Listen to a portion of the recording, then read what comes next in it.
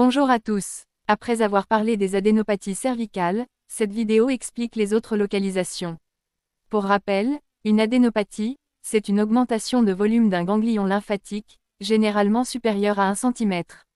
Cela peut être dû à une infection, une inflammation, ou même une cause tumorale.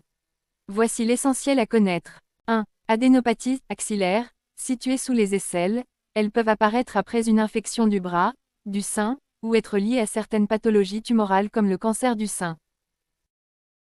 2. Adénopathies inguinales, au niveau de l'aine, souvent en rapport avec une infection des membres inférieurs, une infection sexuellement transmissible ou encore des causes tumorales pelviennes. Ne négligez jamais une adénopathie inguinale qui persiste, surtout en cas de symptômes associés. Adénopathie supraclaviculaire, au-dessus de la clavicule. Masse dure, indolore, surtout à gauche, ganglion de Troisier.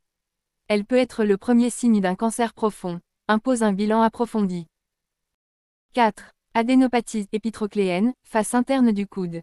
Bien que rares, ces adénopathies sont un signal d'alerte en cas de maladies infectieuses. Elles doivent attirer l'attention car elles sont souvent pathologiques. 5. Adénopathie profonde, non palpable à l'examen clinique, mais visible en imagerie comme le scanner ou l'IRM.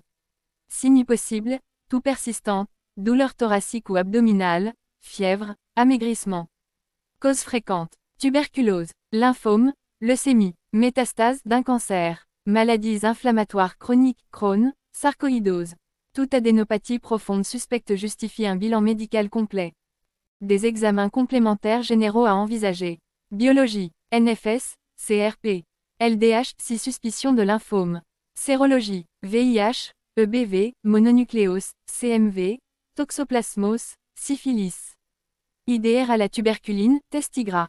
Si suspicion de tuberculose. Biopsie ganglionnaire, exérèse. En cas de doute diagnostic persistant ou suspicion de lymphome ou métastase.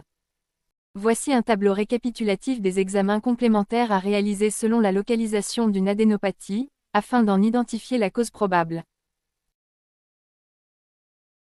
À retenir, toute adénopathie persistante plus que 3 à 4 semaines, supérieure à 1 cm, dure, fixée, ou non douloureuse doit faire suspecter une étiologie tumorale ou infectieuse chronique et donc un bilan approfondi indispensable.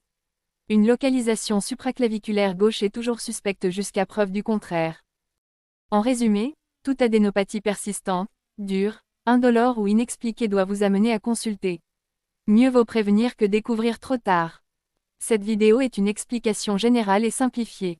Elle ne remplace en aucun cas une consultation médicale. Si vous présentez des adénopathies ou d'autres symptômes, il est important de consulter un professionnel de santé pour un avis adapté à votre situation. Merci pour votre attention.